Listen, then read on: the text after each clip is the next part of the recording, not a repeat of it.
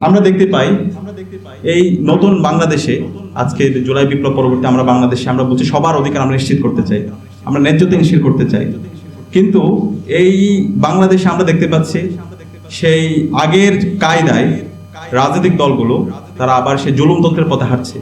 তাদের নিজেদের মধ্যে কাদা ছোড়াছুড়ি, নিজেদের মধ্যে পাওয়ার স্ট্রাকচার, পাওয়ার স্ট্রাগল, নিজেদের মধ্যে খুনাখুনি, সেই পুরাতন রাজনৈতিক কালচার, চাঁদাবাজি, টেন্ডারবাজি, সেই রাজনীতি আমরা দেখতে পাচ্ছি। অন্তকন্দুলে আমরা অসংখ্য এই দেশের নাগরিক আমরা দেখতে পাচ্ছি।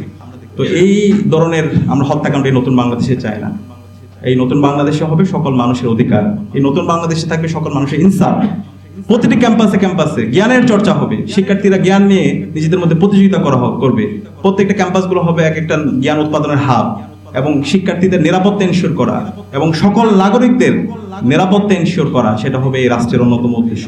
তো আমরা আশা রাখবো এই নতুন বাংলাদেশে সকল নাগরিকের অধিকার নিশ্চিত করা হবে, বাংলাদেশের প্রতিটি ক্যাম্পাসে শিক্ষার্থীরা নিরাপদে থাকবে, বাংলাদেশে ক্যাম্পাসগুলোতে আর কখনো গণরুম ফিরবে না ইনশাআল্লাহ, বাংলাদেশের ক্যাম্পাসগুলোতে আর কখনো গ্যাস রুম ফিরবে না ইনশাআল্লাহ, বাংলাদেশের এই ক্যাম্পাসগুলোতে আর কখনো ভাই পলিটিক্স চলবে না, টর্চার চাল চলবে না।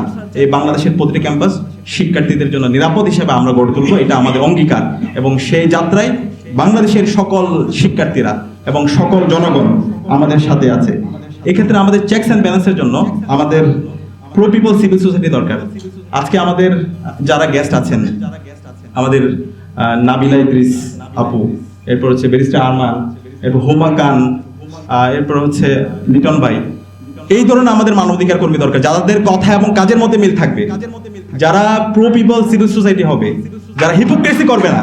আমরা আজকে বাংলাদেশে সিভিল সোসাইটি বলতে দেখতে পাই তারা একটা প্রজেক্ট, তারা একটা হচ্ছে ওই যে সিভিল সোসাইটিটা দালালি করে, সেই দালাল আমরা চাই না। আমরা চাই রিয়াল, জেনুইন এবং অথেন্টিক, অনেস্ট এবং কম্পিটেন্ট ইন্টিগ্রিটি সম্পন্ন সিভিল সোসাইটি, যারা এই দেশের মাটি ও মানুষের কথা বলবে, সবাইকে ধারণ করবে, ইনসাফকে ইনসাফ বলবে, জুলুমের বিরুদ্ধে তার কথা বলবে, জুলুম সেটা যত শক্তিশালী হোক। এবং আমরা ঢাকা বিশ্ববিদ্যালয় কেন্দ্রীয় ছাত্র সংসদের পক্ষ থেকে নাবিলা ইদ্রিস, এরপর হচ্ছে আমাদের এখানে যারা গেস্ট আছে, ব্যারিস্টার আরমান, লিটন ভাই, হুমা খান, তাদের যে দীর্ঘ স্যাক্রিফাইস, তাদের যে অবদান, সেটার জন্য আমরা তাদেরকে ধন্যবাদ জানাচ্ছি।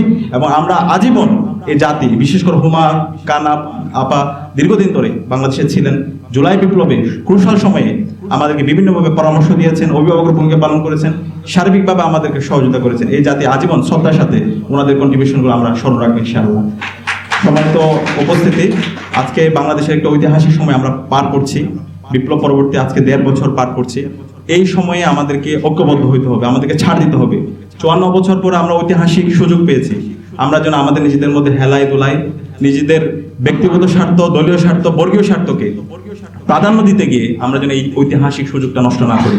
এখনই সময় আমাদের এই বাংলাদেশের একটা ন্যাশনাল কনসেনসাসে আসার, জাতীয় ঐক্যমতে আসার মাধ্যমে এই আমাদের বাংলাদেশ রাষ্ট্রকে একটি শক্তিশালী ন্যাশন হিসেবে বিল্ড আপ করার, সে উদাত্ত আহ্বান জানিয়ে ঢাকা বিশ্ববিদ্যালয় কেন্দ্রীয় ছাত্র সংসদের আজকের আয়োজনে আপনাদের উপস্থিত হওয়ার জন্য আন্তরিক ধন্যবাদ। আমরা শুরুতে স্মরণ করছি জুলাই বিপ্লবের সকল শহীদদের এবং বাংলাদেশের আজাদী আন্দোলনের সকল শহীদদের, বিশেষ করে 52-এর ভাষা আন্দোলন থেকে শুরু করে 71-এর মহান মুক্তিযুদ্ধ, 90-এর স্বৈরাচার বিরোধী আন্দোলন এবং দীর্ঘ ফেসিবাদ বিরোধী আন্দোলনে আমাদের ক্যাম্পাস আন্দোলনে যিনি নেতৃত্ব দিয়েছেন এবং একই সাথে আগ্রাসনের বিরুদ্ধে, আধিপত্যবাদের বিরুদ্ধে যিনি কথা বলার কারণে শহীদ হয়েছেন, শহীদ আবরার ফাহাদ সহ জুলাই বিপ্লবের শহীদ আবু সাইদ, শহীদ আলী রায়হান, শহীদ শান্ত, শহীদ ওয়াসিম সহ বিপ্লবের সকল শহীদদের, যাদের আত্মত্যাগের মাধ্যমে আজকে আমরা নতুন বাংলাদেশ পেয়েছি, যাদের আত্মত্যাগের মাধ্যমে আজকে আমরা আমাদের আজকের অন্যতম অতিথি ব্যারিস্টার আরমানকে ফিরে পেয়েছি,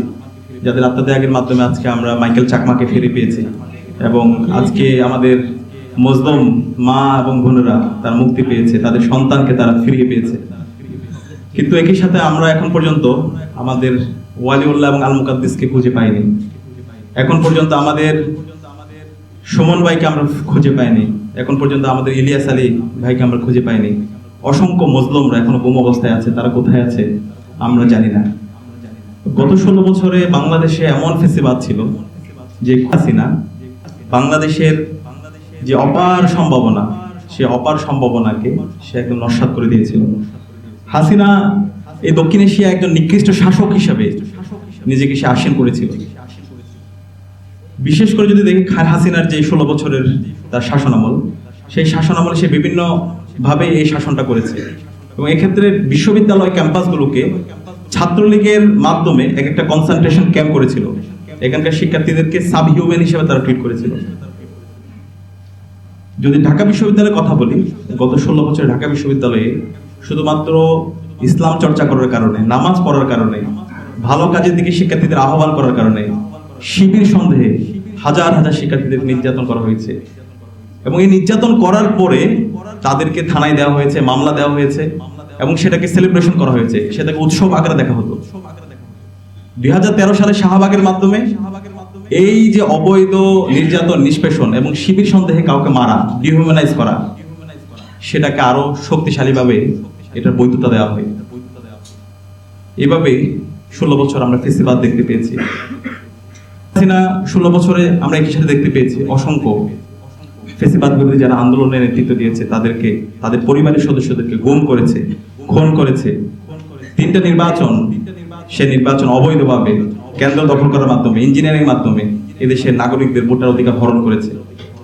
এই হাসিনার যে ফেসিবাদ, হাসিনার যে মাফিয়াতন্ত্র, লাশতন্ত্র, গুম খুন আয়নাগর প্রকল্প, সেটাকে বৈধতা দিয়েছিল বাংলাদেশে সিভিল সোসাইটি কিছু প্রতিনিধিরা।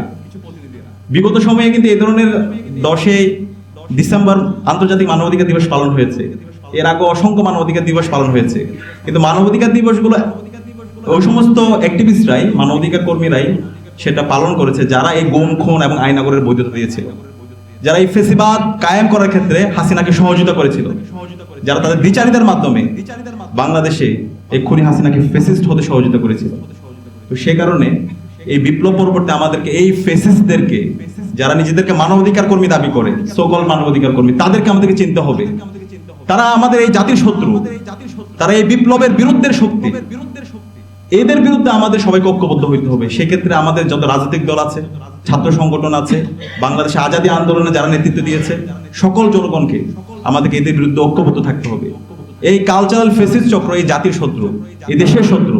তারা এই বাংলাদেশে আবার সেই মাফিয়াতন্ত্র নিয়ে আসতে চায়, তারা এই বাংলাদেশে আবার দিল্লির এজেন্ডা বাস্তবায়ন করতে চায়, তারা এই বাংলাদেশে বাকশালী বয়ান, ফেসিবাদী বয়ানকে আবার তারা বিভিন্নভাবে ফিরে নিয়ে আসতে চায়।